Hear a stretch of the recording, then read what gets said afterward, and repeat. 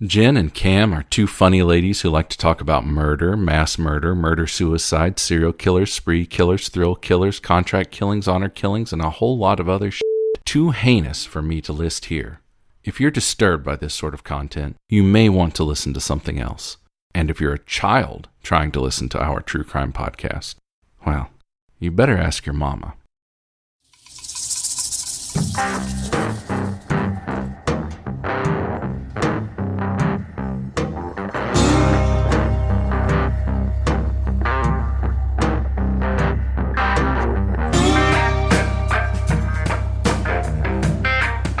Hi, Jen. Hey, Cam, how are you? I'm fantabulous. Kind of. I'm lying. Kind of. Oh, you're gone into I'm in mourning mode for the end of my summer. I'm sorry. Whatever. It's okay. Whatever. I hear, though, that you have a case, and I think it will make me at least give me something to do. To think of besides heading back to school? Yeah. Correct. Well, it's not going to cheer you up. No, not at all. That's just... Yeah. All right, but you ready? I'm so ready.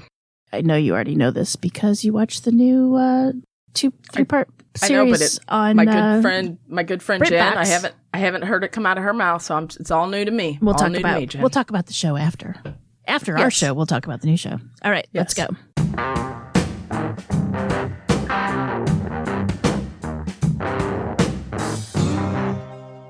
On September 20th, 2014, dog walker Barbara Denham entered a walled graveyard of St. Margaret of Antioch Church in Barking, a borough of East London. She went to let her border collie get some exercise. In the distance, she saw a young man sitting up against the wall of the graveyard amidst the ruins of the old abbey. He was sitting in an L shape, sitting on the ground, his legs straight up, but he was leaning on the stone wall. And his shirt was pulled up, exposing his stomach. As she approached him, the young man never reacted or moved. He made no indication that he heard her or the collie at all. Rather hesitantly, Barbara Denham walked over and touched the stomach, and to her horror, found that a boy, 21-year-old Daniel Whitworth, was dead. She immediately phoned the police. Quote, "I was the same woman that found the other body a few weeks ago. I found another young boy." Barbara didn't know that she had just found the third victim of serial killer Stephen Port. And while she considered it, quote, most peculiar, which is very British for me, it's just a very British thing to say, and very overwhelming to have found two men in the exact same position at the exact same location within a month of each other, the Barking and Dagenham police did not. The police failed to follow up with any real investigation or to submit physical evidence found on Daniel Whitworth for forensic testing. The murderous and lascivious behavior of Stephen Port would go unchecked by authorities. Had it not been for the two sisters of the last victim, two women with no police training whatsoever, he would have likely continued killing. Now, this story is about four intelligent, bright, creative gay men who were loved by their family and friends, one depraved and sinister chef, and a police department that was either prejudiced and failed to find any value in the lives of the victim, or they were the worst trained, dunderheaded buffoons in police history. And that's being nice. 3 months earlier in London on June 19th, 2014, the 999 emergency call center of the Barking and Dagenham Police Department received a call from Stephen Port. Port, who was a chef for the Stagecoach Bus Department in West Ham, chef, maybe an exaggeration, could be a cook. I don't know if I'd go more with cook. Explained that he had been walking home from work when he saw a man sitting propped up against his Barking apartment building. The 999 operators asked countless questions. Was the man breathing? Was he alive? Was he conscious? Did Stephen know who the man was? Stephen Port answered that he didn't know if the man was breathing and he didn't know who the man was. And when police arrived, Stephen was questioned more. The man leaning up against Stephen's apartment building was 23-year-old Anthony Walgate. Walgate, originally from Hull, was living in London, attending university and studying fashion. His mother said that Anthony wanted to be a famous fashion designer and was totally dedicated to achieving that goal. And Anthony would pick up jobs as a gay escort, as London is an incredibly expensive place to live. And for a student, it's doubly hard. A paramedic called to the scene expressed that he thought the death was very suspicious. something about the placement of Anthony's body, particularly the way the legs were crossed, was unnatural. He even appeared to have a fat lip and a possible footprint on his torso. And there also was some bruising under his arms as if he'd been dragged or possibly carried. The fashion-forward college student was found with his underwear on inside out and backwards, and the zipper to his jeans was down. And Anthony was not known to take drugs, and his mother insisted that something was not right. Anthony's mother had been away on holiday and had her phone turned off when the rest of the family learned of Anthony's passing. And when she turned the phone back on, she had dozens upon dozens of missed calls. Her immediate thought upon learning her son was dead was that there had been some sort of accident. Otherwise, a perfectly healthy university student wouldn't be found dead leaning up against a building in East London. The police insisted it was a drug overdose and there was no foul play. Case closed. At that moment, did they know what kind of drug that they suspected he had OD'd on? No. Not that I'm aware Because I of. would think there'd be track mark or some sort of sign. So I'm just thinking. The police... Yeah. Mm-hmm. Yep. We're on the same page, Jen. I got you. The police insisted that it was a drug overdose and that there was no foul play. Case closed. And at that moment, Anthony Walgate's mother declared that she thought her son had been murdered. But of course, it fell on deaf ears.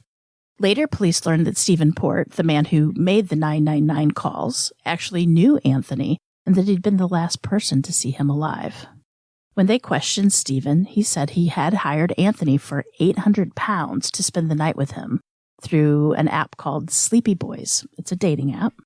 Port claimed that Anthony had used GHB when the two engaged in sex. Now, for those that don't know, GHB, or gamma-hydroxybutyric acid, is also known as liquid ecstasy. And it's not only known as a date rape drug, but it's a central nervous system depressant used as an intoxicant. Now, the substance is illegal, and its effects has been compared to ethanol or alcohol. And it causes euphoria, loss of inhibition, enhanced libido, and it's also very easy to overdose on. Stephen told police that the next morning, Anthony didn't feel well. So he left Anthony in his apartment to, quote, sleep it off, while Stephen went to work at the bus station. Now, I'm going to tell you, that's to let a stranger stay in your apartment. That's creepy. When you're not there, let's add that part in. Like steal you, come home to an empty apartment. Exactly. Not cool. Don't do that, anybody out there that's listening. Unless you want an empty apartment. Exactly. Hey, on the bright side, if you're getting ready to move, maybe that's a good idea. I mean, all your stuff's gone, but you don't have to move anything. Okay, so when Stephen returned home, he found Anthony dead. Stephen said he panicked, and at that point, he moved Anthony's body. The police believed the story, because why not, right? They believed it so much that they never did a search of Stephen's laptop computer. And if they had, they would have discovered dozens upon dozens of computer searches about having sex with unconscious men and drug rape videos. He had tons of drug rape videos. They would also have discovered several aliases, multiple profiles on as many as 12 dating platforms, and each had a slew of lies. Now, Stephen was very awkward. Like, he wasn't a talker. He wasn't an introvert. So meeting people online was pretty much his preferred method. Because, social media and the internet in general is a perfect place to lie about who you are and your accomplishments. I mean, you can be anybody on social media. Until they come to your Camille, apartment. you can even be, a princess if you wanted to? You can be a superstar. You can. You can. I am a superstar, You are. Jen. You I are. know. So Stephen's many profiles, he claimed that he had attended Oxford University, said that he was in the military, also said he was a special needs educator. But of course, none of this is true. And in the end, they didn't even charge Stephen with manslaughter. They just charged him with perversing the course of justice and released him on bail. And the fact that if the police came there and he explained, I just met this guy, but I had to work today, so I just let him stay here, and I came home and he was dead. Don't you think most people would be like, that's weird. Sounds a little fishy. Let's and look you at it moved a the little bit body? closer. Yeah. He said he didn't want to be outed, he was afraid, where he worked, but still something wasn't right, and the police should have picked that up. You would think police would have picked that up. I agree. Stephen Port's neighbor, Ryan Edwards, moved to Barking in 2005 after studying at the University of East London. Ryan, who grew up in Essex, wanted to meet other gay men in his new neighborhood. He and Stephen were the same age, so Ryan introduced himself, and the two became friends, platonic friends, but friends nonetheless, and they were often texting back and forth. They became pretty friendly. Ryan noticed that Stephen had a long line of boyish men, or twinks, as they're called in the gay community, coming in and out of his apartment. Quote, one after the other, Ryan explained. He also said that Stephen Port's sexual appetite was insatiable and that his taste ran to the extremely young. Ew. And he's like 30s, late 30s. Ryan described Stephen as unusual, quirky, and very quiet. When Stephen was in grade school, the other students and staff thought he was deaf because he never spoke. He's a very awkward guy. Like, he never looked anybody in the eye. He's just very Awkward.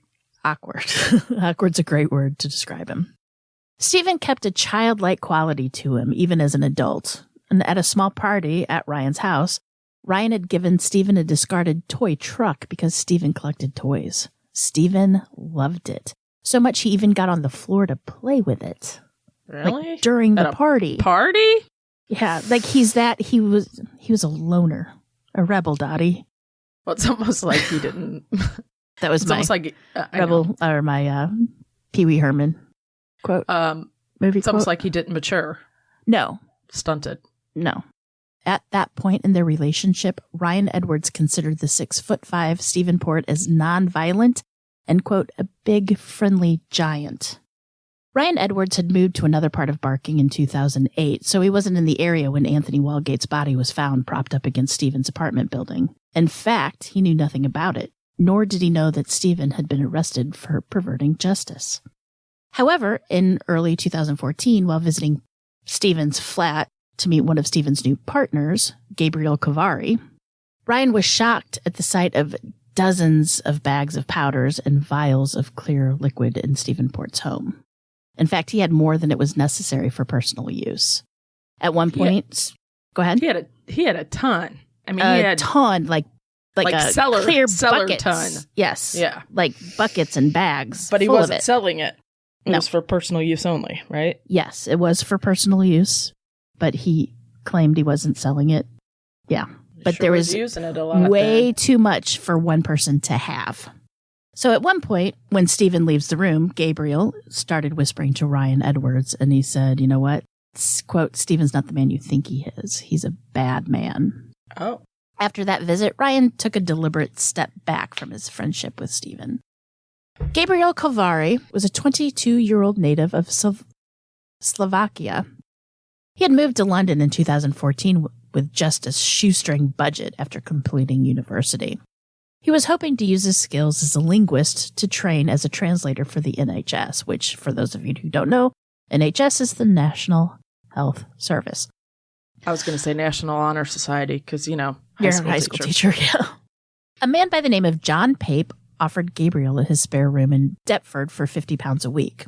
John Pape told Pink News that he could empathize with a young member of the LGBT community, a foreigner in a city the size of London needing a place to stay. The two became very good friends in the 6 weeks that Gabreil lived with Pape. But abruptly, Gabreil moved out. He told John that he had found a place to stay in East London. Pape said that he would forever regret not asking Gabreil more questions about where he was going and who he was moving in with. So John Pape wasn't the only one who developed a short-lived relationship with Gabreil. Ryan Edwards was also really taken with Gabreil. Ryan described Gabreil as intelligent, artistic, and having lots of plans for his future. After Ryan and Gabreil had that discussion, right, where he's a bad man, where Gabreil, Ryan decided to get Gabreil's cell phone number. And he even offered Gabreil a place to stay with him until he could find another place. He was worried, because Gabreil's like, he's not the man you think he is type thing. Mm-hmm. Later, when Ryan hadn't heard from Gabreil for a while, he texted Stephen to check up on him. And he's like, hey, what's going on with Gabreil? Well, Stephen told him that Gabreil quite abruptly moved to Spain. Just took off. No reason why. No money. Didn't say no why. money. No money at all. He had plans, but he just took off. Then later, Stephen changed the story to say that Gabreil had returned to Slovakia, contracted a disease, and then had sadly passed away. And oh, by the way, quote, Stephen said, quote, "Don't mention this on social media and don't contact the Gabreil family because they need time to mourn." Okay, it's like my daughter saying, "Whatever you do, Mom, don't look in my closet." They were little. Just and then so you go in there to look. It. And yeah, I didn't do it, Mom, whatever. And then you go to look and she's got the mural plastered in Sharpie. Yeah. It would almost be a year before Ryan would discover that Gabreil didn't die of a strange disease in his home country of Slovakia. Gabreil had, in fact, been found dead, propped up in the cemetery of St. Margaret of Antioch, the first of the two bodies that the dog walker Barbara Denham would discover. However, John Pape learned of Gabreil's fate much quicker than Ryan. John had received a visit from the Barking and Dagenham police, and they informed him that his friend and one-time roommate had died of self-inflicted drug overdose and was found in the graveyard. This is going to be a dumb question, but it's important for me to know. Do you shoot up GHB? Can you? Mm-hmm. You can? I think so. Okay. Because at one point they talked about you shoot it up. Okay. But your guess is as good as mine, because I'm really not all that hip on those kind of drugs, or any kind of drugs for that matter. Sure, you're not. Keep telling yourself that. Go ahead. Now, John was in total disbelief. I mean, it was August 28th of 2014, and Gabreil had just moved out about a week before. After a few days, John checked Gabreil's Facebook page, and there was no mention of his death, no outpour from family and friends. When John contacted the police to give them contact information for Gabreil's family back in Slovakia, the police asked him if he could inform Gabreil's boyfriend, who lived in Spain, of his passing. The family liaison officer assigned to Gabreil's case had failed to contact any of Gabreil's loved ones at all. Oh, that's awful. Police even referred to Gabreil as being from Lithuania rather than Slovakia. They also didn't collect any evidence from the crime scene, since they didn't find anything out of the ordinary. They completely failed his investigation. They didn't take pictures of the area or anything? Not that I am aware of. Just a drug overdose. Just a gay drug user. I have questions, but I'll save them till the end. Go ahead. I might not be able to answer them, but I'll try, because I've got a lot of questions. Not even a month later, Barbara Denham would find Daniel Whitworth dead in St. Margaret's Cemetery. Daniel Whitworth, the third and youngest victim at 21, was a chef in Kent. He was also found wrapped in a navy blue sheet, and he had bruising under his arms. Again. This time there was a suicide note. This suicide note conveniently detailed how he had accidentally killed Gabreil Cavari in a chemsex session. Now, if you don't know what a chemsex session is, I don't. It's basically you use drugs as part of your sex life. So before you have sex, you do some sort of drug and then find the euphoria. It's called chemsex. Chemsex. I learned that from our good friend CJ from Beyond the Rainbow. I didn't know there was a name for it. I thought it was just, let's go do it and do it. Called chemsex. So anyway. Oh, chemical. I get it now. Chemical sex, yeah. I'm a little bit slow on the go. Okay, I got you. In the note, he stated that he could no longer live with himself, so he was ending his life with the drug GHB. Upon learning of Whitworth's death, John Pape called the detectives at Barking and Dagenham and demanded to know whether they thought these cases were linked or if these men could be victims of murder, as he was concerned for his own personal safety. He was part of the LGBT community. John was assured that the deaths were not linked at all, and it wasn't murder. There was no foul play even suspected. John then offered to be interviewed since he felt he might have relevant information regarding Gabreil's last movements, but no one from the police contacted him in response. And John, being the good-hearted man that he is, this didn't sit very well with him. So he started a rudimentary investigation of his own. What he did was he Googled mysterious death barking. And guess what? Up popped a very brief article about the body of Anthony Walgate. He had been found in a similar circumstance just a few months before. Even more, John realized that the apartment building that Walgate was found at was only 500 meters away, less than 2 standard American football fields, from where Gabreil's body was found in the cemetery. And John wasn't alone in raising his concerns with the police.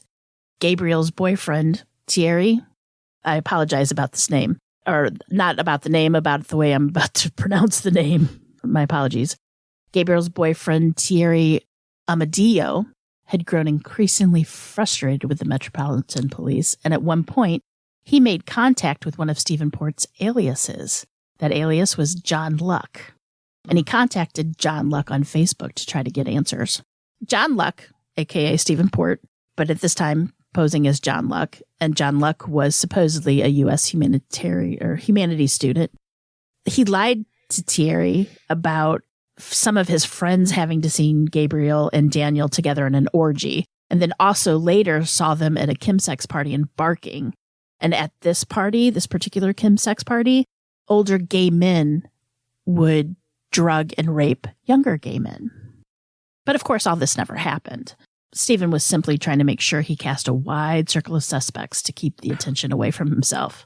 And Thierry urged John Luck to contact the police, but he obviously never did. Thierry did supply a link to John Luck's Facebook page to the police, but they never followed up. And if they did, they would have found that John Luck shared the same IP address as Stephen Port. Wow. And on a side note, when John Luck was first told of Gabreil's death, he had said that he had met Gabreil on Grindr and had had sex with him around the 24th of August. And then he asked, will the police want to speak to me as my DNA would be on him? That'd be an odd thing to ask, but yes, not something maybe not. I don't know. Think of?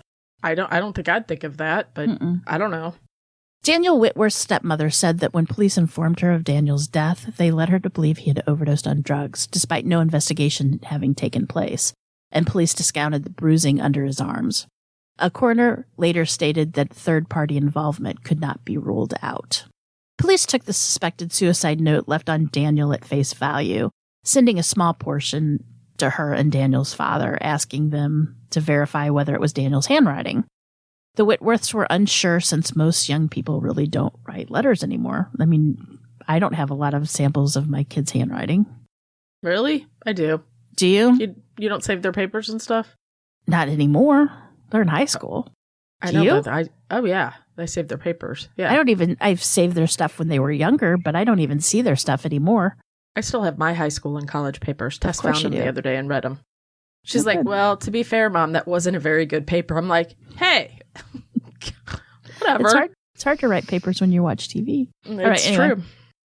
So they fished out a greeting card that Daniel had sent them, and from that they tried to determine if the writing on the card matched the suicide note. Well, the Whitworths ultimately stated that they couldn't be certain it was Daniel that wrote the suicide note. However, the Barking and Dagenham police had recorded this as confirmation that it was Daniel's handwriting. So they didn't submit the note for expert analysis, for DNA, or for fingerprints. When Daniel's parents were later shown the complete document, Daniel's father immediately commented that there was nothing in the letter to confirm that it was written by their son. Not a shred of personal information was in the document, nor was there any mention of family or friends. It did, however, contain two very odd statements. One was, quote, BTW, please do not blame the guy I was with last night. We only had sex, then I left. He knows nothing of what I have done. And the other, quote, I dropped my phone on the way here, so it should be in the grass somewhere. Once again, whatever you do, don't look in the closet. Those are the two last things on your mind when you're writing a suicide note. Exactly. Oh, boy. Furthermore, the Whitworths pointed out that Daniel was in a good place in his life. He was happy, he was healthy, and he wasn't into drugs. Daniel's behavior hadn't changed in the weeks following his death. I mean, if he had accidentally killed another person during a chemsex encounter, wouldn't there be a change in his behavior? You would think so. I would think so. He would have seemed distraught, stressed, depressed. Also, had the police even bothered to check Daniel's cell phone records, it would have told them. It's in the grass. They just got to go somewhere in the grass. Find He it in the lost grass. it. Yeah. It would have told them that he was nowhere in the vicinity of Gabreil Cavari on the night he died. Police also didn't seem to wonder why Daniel, who didn't even live in Barking, would have dumped Cavari's body in a churchyard. And an even bigger question was, why would Daniel decide to commit suicide wrapped in a single blue navy bedsheet? But don't you worry, that bedsheet was never looked at, never looked into. They never ran any kind of tests on it. So he went, let me get this straight. Let me recap. So he went to do that act in a churchyard, wrote a note, then had a, by the way, and then also added a P.S., but then just wore a bed sheet to the affair. Yeah, he never goes to that town, much less that cemetery. Yeah. Totally seems odd and not right, and probably should have been something to investigate. There you go. That's what I was going to say. There's a brief reprieve of random young men being propped up dead on walls and barking when Stephen Port went to jail for charges of perverting the court of justice. He was sentenced to 8 months, but only served 2, and he was released with an electric tag, or ankle bracelet, on June of 2015. On the 13th of September 2015, 25-year-old Jack Taylor, who lived with his parents in Dagenham, East London, met Stephen Port at a bar after meeting him on the dating site Grindr. Jack had been out with friends that night before. He'd briefly returned home, then turned around, called a taxi, and went out again in the early morning. Less than 36 hours later, Jack was found dead by a sanitation worker. His body propped up on the same church grounds of St. Margaret. Jack's shirt was riding up above his stomach as though he had been dragged, and a bottle of GHB was lying next to him. This would be Stephen Port's last victim because Jack Taylor's sisters decided to do the police's job for them and take matters into their own hands. Sisters Jenny and Donna Taylor knew something wasn't right with their younger brother's death. The police had told them that he had died of a drug overdose, but the women knew that that couldn't possibly be true. Jack was vehemently anti-drug. A former Army cadet, Jack was working night shifts as a forklift truck driver at the time of his death, but ironically, he was in the process of laying the groundwork to become a police officer. Jack was sociable and popular and had plenty of girlfriends, although his sisters had suspected that Jack was bisexually curious. As with the other victims, Jenny and Donna's pleas for a proper investigation went unfulfilled. In fact, after informing the Taylor family of Jack's death, the Taylors did not hear from the police for 11 days. 11 days they went sitting wondering what the hell was going on. When the family called the police to check on where the investigation into their brother's death stood, they were shocked to find out that nothing had been done. Nothing. When they were finally told they could view Jack's body, Donna and Jenny noticed scratches and cuts all over Jack's hands. The police told them that was because of the weather. Because I know the weather always cuts my hands. It really does. It does. Especially the sunny days or cloudy days or rainy days. Yeah. Another thing that struck the sisters as odd was that Jack's wallet had been found in his back pocket, and they knew he never kept it in his back pocket. There were also needle marks on Jack's right arm, which would be difficult to achieve since Jack was right-handed. So somebody else had to administer the GHB. Frustrated by the police officers' reluctance to investigate further, the sisters scoured the internet for information. Within a couple of days, they uncovered news reports of the dumping of Gabreil and Daniel's bodies. And they were left in a spot very close to where Jack's body was found and in similar circumstances. Donna and Jenny visited the cemetery where their brother's body was found, and it didn't make any sense to them. Jack was a clean freak, and the place he'd found was very dark and dirty. Then they learned of Anthony Walgate's body being found in front of an apartment building. The location may have been different, but everything else was identical to Jack's death. The sisters went to the police with mounds of paperwork and notes that they had accumulated, but they were told that there was no connection between the deaths of the 4 men, nothing at all. Finally, the sisters learned of CCTV footage that showed Jack walking with a stranger, and they were convinced that the man walking down the street with Jack could know something about what happened to their brother. Their sisters asked to see the footage, and the police felt that there was no point because in the footage, it appeared to them that Jack turned and left by himself. Again, they were wrong. The man seen on the CCTV footage walking away alone was a different man. meaning that Jack did indeed walk out of range of the camera with a very tall, lanky man, later identified as Stephen Port.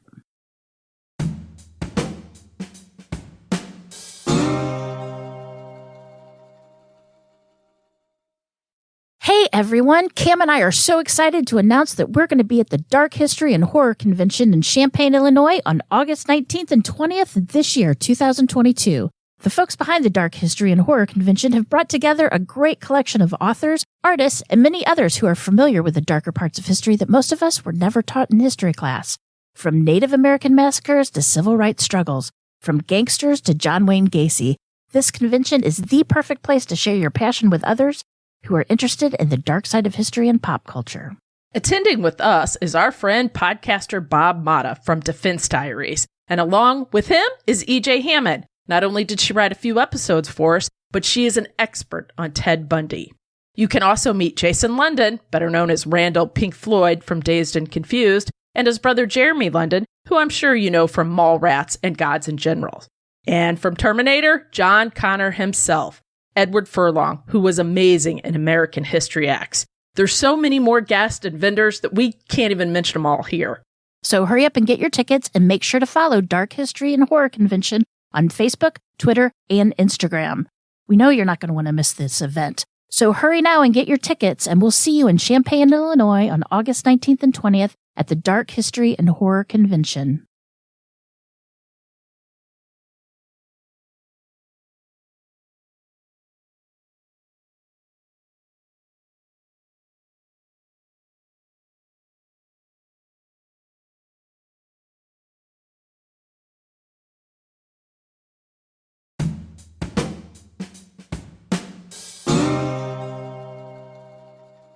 After a year and a half of mistakes and overall apathy from the police department, the police finally gave in to the request of the Taylor family and released the CCTV footage to see if anybody could identify the man last seen with Jack. And guess who would be the one that would recognize Stephen Port in the videotape with Jack? I don't know. That would be a police officer who recognized him from being the guy that made the 999 report on Anthony Walgate. Yep. Wow. So on October 15th, they arrested Stephen Port for the murders of all 4 men. The Specialist Murders Investigation Team of the Metropolitan Police took over the case. The Taylor sisters said these specialists handled matters appropriately concerning the victims and families, although the Taylor family had to endure the horror of Jack's body being exhumed. Finally, in December 2016, Stephen Port stood trial.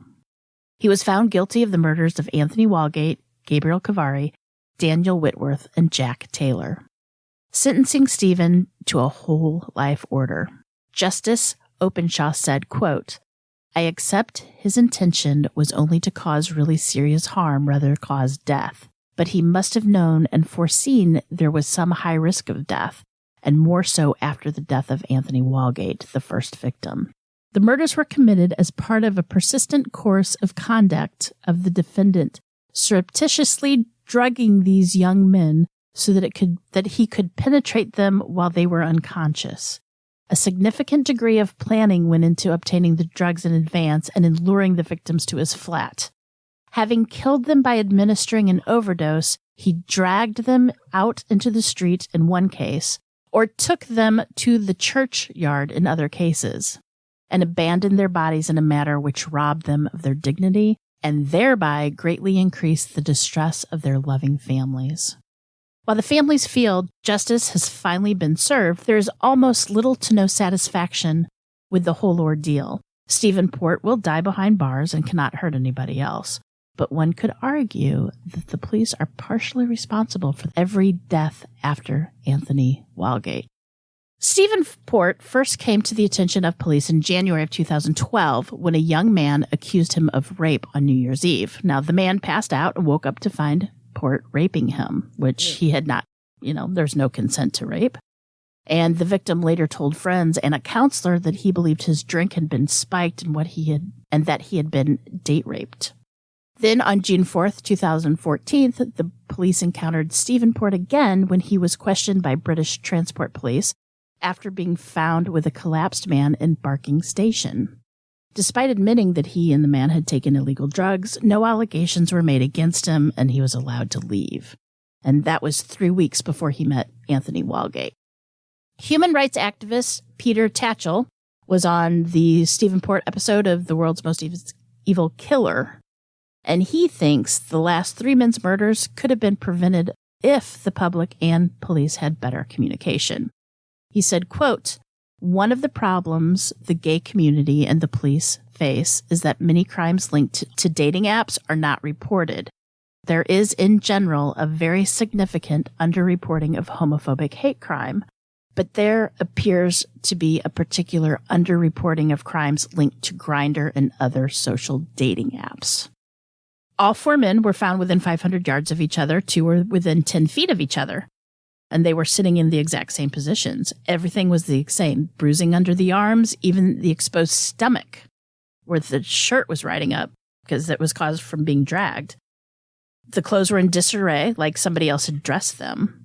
All 4 men were found without cell phones. All 4 men were gay, and all 4 were found with GHB in their systems. You would think somebody besides the families would have put that together. Even as a person at home reading the newspapers or watching the news, and you're like, right, isn't that the second gay kid who's young? Right. Found dead, and then third, and then fourth? Well, even all 4 men came from loving families. None of them had a criminal past. None of them really did drugs. It wasn't their scene. All had plans to go what they were going to do in their lives, like big plans, right? Mm-hmm. Nothing rang a bell to these police. In fact, every time family and friends and even the LGBT community voiced their concerns or asked for things to be investigated, they were met with disinterest, like, oh, it's too expensive and there's no point. Right? They immediately... There's always a point. Right. Nobody searched Stephen's apartment, and if they did, they would have found the illegal drugs, right? Seriously. Well, that's a huge connection right there. Exactly. And the amount that he had, it wasn't just like the amount of user, like you said earlier. It was a buttload of GHB. So I have to wonder, too, if he did this. Okay, so all those kids that died, they weren't normal drug users. So I wonder if he did this several times and it turned out fine. And of course, for multiple reasons, man doesn't want to report his being raped because for whatever reason. But these guys, they didn't do drugs. They were little, as you said, and he OD'd them. Right. And then he was stuck. Right. But there was no... Or did he do it on purpose? Right. But 1 is on purpose, 4 is purposeful. Yeah. Because they all look like they weighed about the same. They look like they're about the same height. You would think I don't know. But the police didn't even try to search to find the man mentioned in the suicide note. The guy that I slept with, it's not him. But why would you? He said not to look for him. I know, they're just following orders. If that's not a glaring... I know. Glaring clue. There were no tests of fingerprints or DNA. This only until after Stephen was arrested that they did. And then they'd have found DNA and fingerprints on Gabreil's sunglasses. And his DNA was found on the navy blue bedsheet that Daniel had wrapped around his body.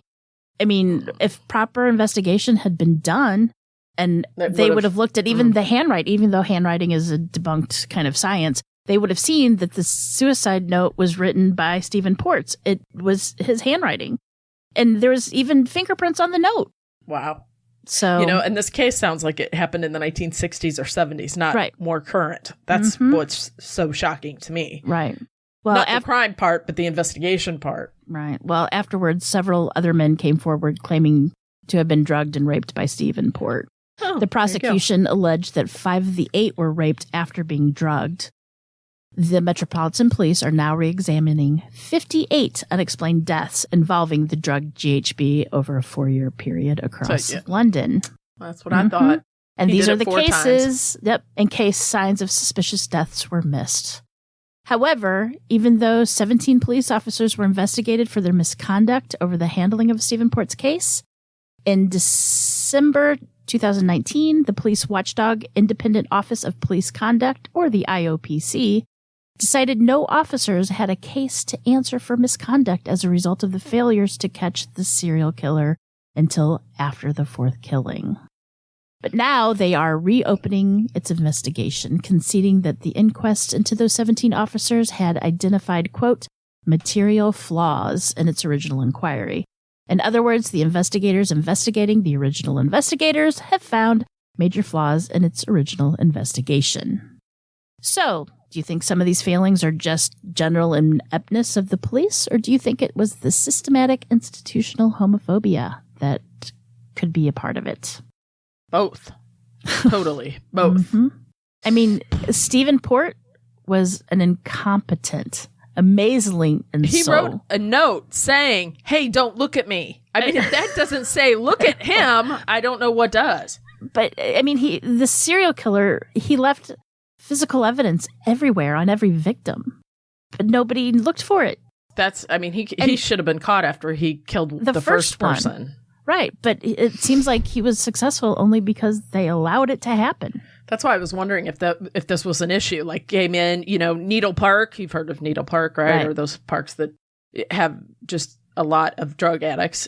If this was a thing, if there was a ton of gay men showing up dead in area cemeteries from GHB, and you said no. So right there, it's, Yep. Okay. And then the police completely locked all the families out. They left these families devastated. I mean, the Whitworths were led to believe that their son committed suicide and murder-suicide even. How many times on the show have we said, they probably ran away. They'll be back. And it's like, your kid, you know that. And I don't know, you just have a sense. Like, I think I know pretty much what my two kids are capable of, what would surprise me and wouldn't surprise me, if you understand what I'm saying. So the fact that they knew their kid and he did not commit suicide or he did not use GHB, it just, no. Right. And I think they know that. So. And real quick, I just wanted to say, you can catch a quick glimpse of Stephen Port on the British show Celebrity Master Chef, where you see him, he's in the background wearing a blonde toupee and grinning at the camera when he's helping the celebrities of the show make meatballs. Ew. Yeah. Really? Uh-huh. He's like in the Chef Whites, And not that I'm passing judgment, but he's not exactly a looker. Let's just put it that way. Right? I think, I'm just saying, I was a little shocked because I watched them. We talked about this. There was a TV show, if you want to talk about that. Right, Barking Murders. So I watched BBC it, show. And I had this whole thing. And then you were somewhere and I was somewhere, and we started talking. And then so you said that he does not look anything like that actor. And I was like, because I never looked him up. And then I looked him up, and I'm like, whoa, you're right. He does not. Yeah, Stephen Merchant, he was the co-writer and co-producer of the British series The Office, the British version. And he's a comedian, and he does a great job portraying Stephen Port in the Barking Murders. Creepy. Yeah. Creepy. I mean, Stephen Port is very... awkward is how you said it earlier, and that's exactly how I would say Stephen Merchant played it. Right. Just something's off. Yeah, and it's just, yeah. But let me tell you this, go watch the documentary of the world's most evil killers, and you will see them. They did interview... Ryan Edwards. He looks exactly like the guy that played him. I mean, oh really? The people that did cast the characters for Barking Murders really got the looks down. Like the woman who played Anthony's mother looks exactly like Anthony's mother, and they did a pretty good job keeping to what happened. Yeah, So you want to shout that out again? Yeah, it's called The Barking Murders, and it's on BritBox. If you have BritBox, or maybe you can find it on the BBC channel, because I think it was done by the BBC. You can get BritBox through Amazon if you want. It's like one of the channels you can subscribe to. Yeah, or you could just download. We downloaded the app on our TV. It's like one of my favorite channels. But anyway, whole knowing how badly the police did is so frustrating, because those boys were so cute. They had their whole lives ahead of them. Young. And it could have been stopped. And if you are on a dating app, and just be safe. I mean, Anthony was smart enough to let his friends know that he was going on this date a paid date, if you will. And so they knew something was wrong, and they looked for him. And they knew who the guy was that he was supposed to meet, but unfortunately it wasn't. It was a different name. Well, it was a good job, Jen. Thanks. And also, this might be interesting. Our friend, like I mentioned her earlier, CJ from Beyond the Rainbow, covered this story. So I haven't listened to it yet, but her podcast does stories about the LGBTQ community. So it might be interesting to go listen to that from the LGBTQ point of view. Mm-hmm. And also our friend Stuart from British Murders covered him not too long ago. So he might have a little bit more, because this case is pretty big over in the UK. So he might have a little bit more info regarding that case too, if you want to listen to both of those after this one. Yikes. But yeah, the police completely failed. I don't, like I said, this seems like it could have happened long ago, not present day. Right. It was with all the techniques and police advances. Yeah. Yes. Mm-hmm. Yes. Yeah, but it's sad that sometimes the police think that sex workers or LGBT communities or drug users are just kind of throwaway, and they don't seem to want to help. And the way the bodies were found, I mean, why do they have bruises underneath their arms? And it seems to have had, I mean, you can't blame it on it being in separate towns and not getting the information to each other. It's the exact same place, the exact same way, the exact same, pretty much everything. Mm-hmm. The same kind of victim. The victimology was the same. I mean, he was hiding in plain sight. I don't even think he was hiding. No. I don't think he was just, like you said earlier, he wasn't very intelligent. How he bumbled his way through that, I don't know. Yeah. He just got lucky once and he kept doing it until he 4 times. Well, that we know of. Could have been more. Or even he raped people and they didn't die, but they never came forward. Terrible. Internet is a very scary place. That's all I've got to say. And I found this weird, and I was going to ask it. So the website Sleepy Boys, is there a connotation there with drugs? Like, what's the sleepy? That I don't know. I think it was just from what I gather. And to tell you the truth, if you're looking for a mate, do you really want somebody sleepy all the time? You know? No. I think it basically is an app that you can go to when you want to sleep with boys. Is it Sleep with Boys, not Sleepy Boys? Like when you need to pay for somebody to come over to cuddle. Let's put it that way. Oh, I would go on Cooking Men or Cleaning Men. That's the website I would want to be on. You know what I'm saying? Sleepy Boys but if you I get it. I was thinking sleepy because GHB is a depressant, and I was wondering if it's drug related, but Sleep with Boys. Okay, I got you. No, I think that the GHB was just maybe his fetish. It seemed to be that maybe because that's the videos they found on his computer later of boys being drugged and then taken and raped, basically. Close so to that was his necrophilia. fetish. Yes. So that was his fetish. So the GHB has nothing to do with, like, in the Barking murders, it showed that the police just thought it was a gay drug, that all gay people did it. And so that wasn't, it was, they were stereotyping the gay community. Which is also the date rape drug. So that's false, meaning like exactly. Go to the bar and all that stuff. Yes. Which I did learn. I learn a lot of things from TikTok, I swear. And this is good for everybody who's about to go off to college or tell your kids about to go to college, that the Starbucks lid if you go get a Starbucks, that lid also fits a red Solo cup. So if you have a girl or somebody going off to college that is going to go to, doesn't matter. Right? A child going to college, and they're going to go to parties, make sure that they know that Starbucks lid fits on the red Solo cup so they can put it on, and that will help deter people slipping things in their drink. It's scary. Exactly scary. Well, that was a great job, FYI. Jen. Thanks. Good job. And, what else you want to talk about? Anything else? No, just help us out and like and follow, subscribe, tell your friends about us.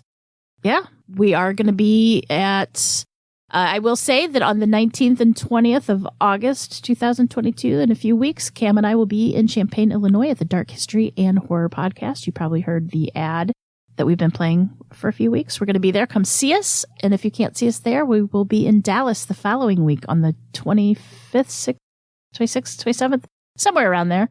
You can go to the truecrimepodcastfestival.com and check out the dates for sure and get your tickets. Come see us and a bunch of other really cool podcasts. It will be a fun time. It'll be a great time. We'd love to see you. But that's it. That's all I've got. I don't really have anything either. All right. All right. You ready? Yep. Keep. What is our saying? I've totally forgot. Remember, lock your doors. And keep passing by those open windows. Bye-bye. Love ya.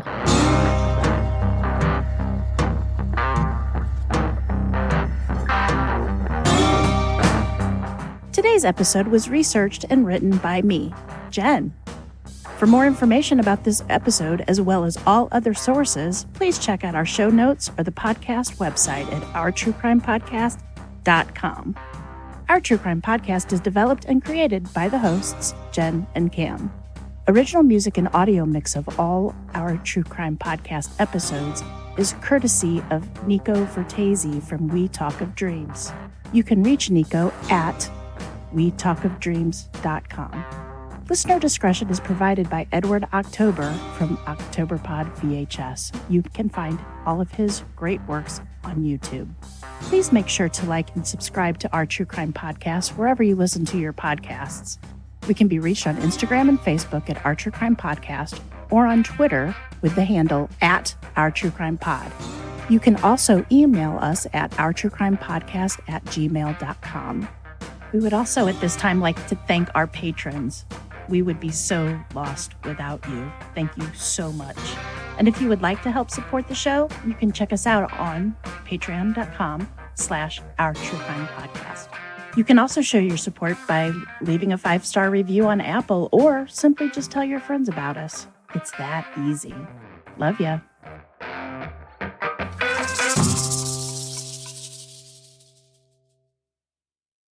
Rather hesitantly, Barbara Denham walked over and touched the stomach, and to her horror, I know. Now I know, you made me Jen. just about saying that word. I know. Oh, and that and Italian. My mom says Italian, and I made fun of her for years. That's awful. No, so now I say Italian because I always instead of Italian. Yeah. Well, I made fun of her because she couldn't. She doesn't. She's older, you know. And so horror. I made the horror of it all, and I can't ever say that word right either. I know. Okay, go ahead. The murders were committed as part of a persistent course of conduct to the defendant surreptitious. These words are really hard. I'm gonna cry. To the defendant. Serpico? Surreptitiously. Mm-hmm. The conduct Serpico. of the defendant surreptitiously. It's got like more than 5 or 6 letters. It's hard. I know, honey. It's got and an it's ish not in there anything that I've. It's not in my lexicon daily of words. Vocab. Yeah. Surreptitiously. Surreptitiously. Supercalifragilistically. SURREPITITIOUS. And Bingo was his name.